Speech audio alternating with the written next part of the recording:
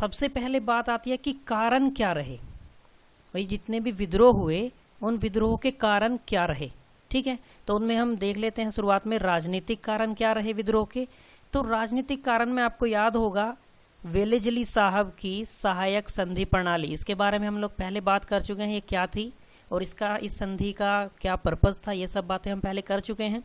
दूसरा राजनीतिक कारण था गोद प्रथा की समाप्ति। ठीक है, ये डलहौजी भाई साहब थे, इन्होंने झांसी, उदयपुर, संबलपुर, नागपुर, इन लोगों से क्या हुआ था कि जिसका उत्तराधिकारी कोई वंशज नहीं होता था तो वो गोद लेते थे। तो इस वजह से इन्होंने क्या किया, गोद प्रथा को समाप्त कर दिया और उनके राज्य को अपने राज्य में मिला लेते थे। ठीक है, एक राजनीतिक कारण ये रहा था विद्रोह का। एक था अवध के साथ विश्वासघात। अवध के साथ विश्वासघात कैसे, अवध को कहा जाता था कि अवध अंग्रेजों के लिए कामधेनु गाय के समान थी। ठीक है, क्योंकि अवध वालों ने बिना किसी विरोध के जो कंपनी ने, जो ब्रिटिश ने कहा, अवध ने वो किया। जितना लगान वो लगाते थे अवधवासी उतना लगान देते थे। तो अवध के बारे में कहा जाता था कि अवध जो था वो ब्रिटिश की कामधेनु गाय थी। ठीक है, और इन्होंने अवध को भी कुशासन का आरोप लगा के हड़प लिया। तो ऐसा कहा जाता है कि इन्होंने अवध के साथ विश्वासघात किया। ठीक है, अगला कारण था दत्तक प्रथा की समाप्ति। ये किसने की थी, ये भी डलहौजी भाई साहब थे। दत्तक प्रथा मतलब जो दत्तक पुत्रों से जो जागीरें थी वो सब इन्होंने जब्त कर ली थी। ठीक है, और आपको याद होगा कि मराठों में हमने नाना साहेब पढ़े थे, तो इन्होंने नाना साहेब की पेंशन भी रोक दी थी। ये भी एक राजनीतिक कारण रहा विद्रोह का। और एक जो मेन जिसने ताबूत में कील का काम किया वो था अफगानिस्तान में अंग्रेजों की पराजय। ठीक है, जो 1841 से 42 में हुई थी। तो इससे क्या हुआ, इससे ये बात साबित हो गई कि ये जो अंग्रेज हैं ये अपराजय नहीं है, यानी कि अंग्रेजों को भी हराया जा सकता है। ठीक है, एक इस बात को बल मिला कि अगर सब लोग एक होकर लड़ें तो अंग्रेजों को हराया जा सकता है। ये थे राजनीतिक कारण। अब देखते हैं आगे सामाजिक कारण क्या रहे। ठीक है, विद्रोह के सामाजिक कारण क्या रहे। सामाजिक कारण ये था कि एक तो अंग्रेज भारतीयों को जो है बिल्कुल दोयम दर्जे का समझते थे। ठीक है, यानी कि भारतीयों के साथ जो था वो बिल्कुल पशु जैसा व्यवहार होता था, अमानुषिक व्यवहार होता था। भारतीयों को वो लोग समझते ही नहीं थे कि भारतीय भी इंसान हैं। ठीक है, एक था काले गोरे का भेद। जो अंग्रेज थे वो अपने आप को गोरा कहते थे। ठीक है, और भारतीयों को काला कहते थे। एक कारण था भारतीयों को गुलाम समझना, यानी कि अंग्रेज समझते थे कि हम तो राजा हैं और भारतीय जो हैं ये हमारे गुलाम हैं, हमारे बंधुआ मजदूर हैं। भारतीयों को हीन समझना। ये सामाजिक कारण ऐसे थे जिन्होंने विद्रोहों को भड़काया, चिंगारी का काम किया। धार्मिक कारण देख लेते हैं। धार्मिक कारण में क्या था कि भारतीयों पर धार्मिक दृष्टि से कुठाराघात किया। कहने का मतलब यह है कि वो भारतीयों के धर्म को गाली देते थे, उन्हें ईसाई बनने पर जोर देते थे कि तुम ईसाई बन जाओ। इसलिए इन्होंने क्या किया, योग्यता के आधार पर अंग्रेजों ने धर्म को पद का आधार बना दिया। जो अंग्रेजों के कहने में आकर ईसाई धर्म अपना लेता था उसकी पदोन्नति हो जाती थी। ठीक है, इन्होंने पूरी एक पॉलिसी बना दी थी कि ईसाई धर्म अपनाओ और पदोन्नति पाओ। ठीक है, और जो भारतीय लोग अपना धर्म मानते थे, भारतीय धर्म मानते थे, उन लोगों का अपमान किया जाता था, उन लोगों की पदोन्नति नहीं होती थी। ठीक है, तो ये धार्मिक कारण रहे थे। ठीक, आगे देखते हैं। एक थे आर्थिक कारण क्या रहे। आर्थिक कारणों में क्या रहा कि कंपनी ने क्या किया, भारतीय उद्योग धंधों को नष्ट किया। क्योंकि कंपनी जो थी वो अपने उद्योगों को फलीभूत करेगी कि भारतीय उद्योगों को, उनका मेन मोटो तो लाभ कमाना था। और अगर वो भारतीय उद्योगों को फलने फूलने का मौका देते तो उनका लाभ कम हो जाता। तो कंपनी ने क्या किया कि ऐसी पॉलिसी बनाई जिससे भारतीय उद्योग धंधे नष्ट हो गए। दूसरा था कि जो श्रमिक थे उन श्रमिकों से बलपूर्वक अधिक श्रम कराया जाता था और उन लोगों को जो पारिश्रमिक भी कम दिया जाता था। ठीक है, पहले जो हमारे राजा महाराजा थे वो लोग क्या करते थे, वो लोग भी लगान लेते थे, वो लोग भी कर लेते थे, लेकिन जब बाढ़ या सूखा होता था तो वो लोग सहायता देते थे। जबकि अंग्रेजों ने क्या किया कि अगर सूखा या बाढ़ है तो उसमें कोई सहायता नहीं मिलती थी और ना ही लगान कम किया जाता था। ठीक है, लगान भी वही रहेगा चाहे बेशक बाढ़ आए या सूखा आए। तो इस समय क्या हुआ कि किसान जो थे वो मजदूर बनने पे मजबूर हो गए। ठीक है, तो इस चीज ने भी विद्रोह को भड़काने में सहायता पहुंचाई। एक था इन्होंने क्या किया, जो कंपनी ने जो भारतीय खनिज संसाधन थे, जो भारत में भारतीय खनिज संसाधन थे, उनका जो है अपने उद्योगों के विकास में प्रयोग किया। जबकि जो भारतीय खनिज थे उस पर भारतीयों का हक था, उससे भारतीय उद्योग धंधों को लाभ होना था। लेकिन कंपनी ने क्या किया, भारतीय खनिज संसाधनों से अपने उद्योगों का विकास किया। ठीक है, ये कारण भी रहा, आर्थिक कारण थे। अब देखते हैं कि 1857 से पूर्व के जो विद्रोह थे वो कौन कौन से हुए थे, जिसमें प्रमुख विद्रोह की हम बात करेंगे, सभी की नहीं, जो मेन से हैं उनकी बात करेंगे। जैसे हम सबसे पहले देखते हैं इसमें फकीर विद्रोह। फकीर विद्रोह की हम बात करते हैं 1776 से 1777 तक हुआ था और बंगाल में हुआ था। ठीक है, आप पाएंगे कि 1857 से जो पहले के विद्रोह हैं उनमें अधिकतर बंगाल में हुए हैं। उसका रीजन क्या है? एक तो कंपनी ने अपनी चीजें, जो कंपनी स्थापित हुई थी वो आपको याद होगा, अगर हमने बात की थी हमने प्लासी के युद्ध की, प्लासी का युद्ध था जिसने भारत में अंग्रेजों को स्थापित होने का मौका दिया था। तो बंगाल से ही स्टार्ट होते हैं सारे विद्रोह 1857 से पूर्व के। ठीक है, अब इसमें देखते हैं इसके नेता कौन थे। तो इसके प्रमुख नेता थे मजमून शाह और चिराग अली। ठीक है, फकीर विद्रोह के बारे में पूछा जाता है, ये क्वेश्चन पूछा जाता है कि फकीर विद्रोह के प्रमुख नेता कौन थे, और फकीर विद्रोह मूलतः धार्मिक था या सामाजिक था, या इसका फकीर विद्रोह का कारण आर्थिक था, राजनीतिक था, या क्या था? तो फकीर विद्रोह का मूल कारण जो था वो धार्मिक था। ठीक है, ये बात याद रखनी है कि फकीर विद्रोह का मूल कारण जो था वो धार्मिक था। आगे देखते हैं सन्यासी विद्रोह। ठीक है, सन्यासी विद्रोह ये हुआ है 1763 से 1800 तक, ये भी देखो बंगाल में है। सन्यासी विद्रोह को समाप्त करने का श्रेय वारेन हेस्टिंग को है, ये बात आपको याद रखनी है। ठीक है, सन्यासी के बारे में थोड़ा जान लेते हैं। सन्यासी कौन थे? ये लोग शंकराचार्य के अनुयायी थे। ठीक है, शंकराचार्य के जो अनुयायी थे वो 10 संप्रदायों में बटे हुए थे, जिसमें से सन्यासी जो थे ये गिरि संप्रदाय से आते थे। ठीक है, इन लोगों का मेन कारण जो विद्रोह करने का था वो था कि तीर्थ यात्रा पर कर लगा दिया गया था।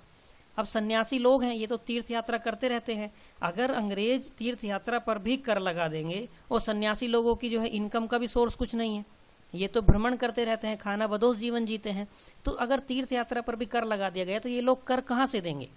तो सन्यासी विद्रोह का जो कारण था वो था तीर्थ यात्रा पर लगाया गया कर।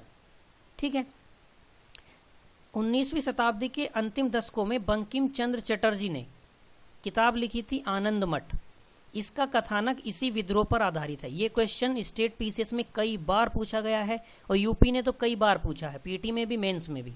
ठीक है, कि बंकिम चंद्र चटर्जी की आनंद मठ का कथानक किस विद्रोह पर है, तो याद रखना है कि सन्यासी विद्रोह पर आधारित है। ठीक है, आगे देखते हैं कूका विद्रोह। कूका विद्रोह पंजाब में हुआ था, 1840 से 72 तक इसका समय रहा था।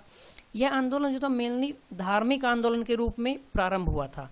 बात क्या थी कि कूकाओं को लगता था कि सिख धर्म में जो है कुछ बुराइयां प्रचलित हो गई हैं, इन सिख धर्म की बुराइयों को हमें हटाना है और सिख धर्म को शुद्ध करना है। ठीक है, यानी कि कूका आंदोलन का स्वरूप कैसा था? ये मूलतः धार्मिक था। ठीक है, कूका आंदोलन के बारे में आगे देखते हैं कि कूका आंदोलन के नेता कौन थे। कूका आंदोलन के नेता जो थे इनको लोग कहते थे सेन साहब। इनका नाम था वैसे भगत जवाहर मल, इनको सेन साहब के नाम से जाना जाता था। ठीक है, तो कूका आंदोलन ने जो सामाजिक सुधारों की बात की, इन सामाजिक सुधारों में इन्होंने कहा कि ये जो जातीय और अंतर्जातीय विवाहों पर जितने भी प्रतिबंध लगाए गए हैं इनको समाप्त करना है। ठीक है, अंतर्जातीय विवाह पर तो आज भी गांव में प्रतिबंध है, तो इस अंतर्जातीय विवाहों पर लगे प्रतिबंधों को समाप्त करना इसका सामाजिक सुधारों में था। और था मांस और नशीली वस्तुओं का परित्याग कराना है। ठीक है, लोगों को मांस और मदिरा से दूर रखना है। ठीक है, अगला देखते हैं पाडेगारों का विद्रोह। पाडेगारों का विद्रोह 1801 से 1805 ये दक्षिण भारत में हुआ था। ये इसलिए इम्पोर्टेंट है कि दक्षिण भारत में अंग्रेजों के विरुद्ध जितने भी विद्रोह हुए थे उसमें ये सबसे बड़ा था। ठीक है, और ये पाडेगार थे कौन? पाडेगार थे जो किलों के अधिपति थे। ठीक है, इन किलों के अधिपति थे तो ये अपने आप में आसामी थे। इन लोगों ने क्या किया? इन्होंने कहा कि हमें कंपनी की अधीनता मंजूर नहीं है, और इन्होंने कंपनी की अधीनता स्वीकार करने से मना कर दिया। फलतः विद्रोह हुआ। विद्रोह हुआ तो 1801 से 5 तक ही चला, बाद में इनको बुरी तरह से दबा दिया गया। ठीक है, अगला देखते हैं वेल्लोर का सिपाही विद्रोह। ये बहुत इंपॉर्टेंट है इसकी तारीख, क्योंकि ये प्रथम सिपाही विद्रोह था वेल्लोर का, तो 1806 आपको एकदम याद रखनी है।